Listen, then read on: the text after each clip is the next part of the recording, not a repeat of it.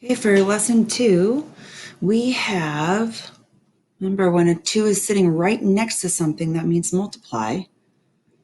So we're going to be multiplying these two numbers together and then subtracting 1 to get 5.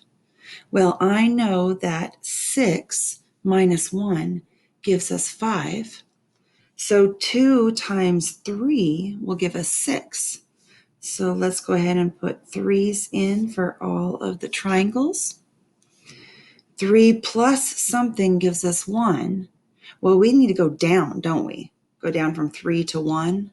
And we know we need to go down 2. So that's going to be a negative 2. All right, so now we have 3 minus 2 times a negative 2 because they're sitting right next to each other. This minus 2 can also be known as a negative 2. So we're going to have negative 2 times negative 2. Negative times negative gives us a positive. 2 times 2 is 4. So we have 3 and 4. It's a positive 4, so we could put a plus sign right there. 3 plus 4 is 7. So star is 7. All right, for this one, those could probably be a variety of different numbers. But if we look down here, we know that 3 times something gives us 12. Well, I know that 3 times 4 gives us 12. So circle is going to be 4. And up here, we have 5 times 4, which gives us 20. So 18 plus 2 will give us 20. So our rhombus is going to be 18. All right, let's look down here. We have 2 times 4, which gives us 8. 8 equals 18. Uh-oh, we need to get down, don't we? We got to get down to 8. So I know I need to come down 10. So this right here, to go down 10, this would need to be a negative 10. So 2, remember this is positive, 2 times something gives us negative 10. And that would be a negative 5. So positive times negative gives us a negative. 2 times 5 gives us 10. And 18 minus 10 gives us 8.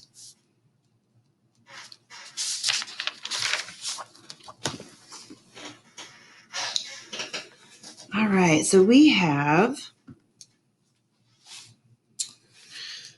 square plus a star giving us 8, and then we can also multiply them and get 15. Well, I know that we have a whole bunch of different choices of numbers to add up to get 8, but let's take a look at the factors of 15.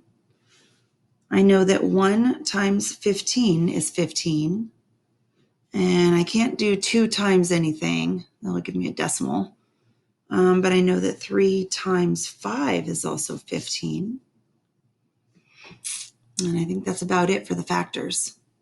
So if we take a look at adding them together, 1 plus 15 is 16, so that doesn't work. But how about 3 plus 5? And that works. So I know my numbers are 3 and 5. And let's see if we can switch them around. Can that be 5 and that be 3? 5 plus 3 is 8. And 5 times 3 is 15. So it could be 5 up here and 3 down here. And that would be fine too. So for a pattern of letter arrangements, we have A, B, A, B, C, B, A. So it looks like we keep adding on a letter and then going backwards. So A, B, C, D, C, B, A. A, B, C, D, E, D, C, B, A. A, B, C, D, E, F, E, D, C, B, A. Now it's asking how many letters are in each step above. Here we have 1, 1, 2, 3, 3 letters. 1, 2, 3, 4, 5, 5 letters. And now I'm starting to see a pattern. Looks like we're skip counting odd numbers. 7, 9, 11, 13, 15, 17, 19, 21. If we keep on going past 6, and then how many letters do you think there will be in step 10? 1, 2, 3, 4, 5, 6, 7, 8, 9, 10. Looks like there's 19 letters.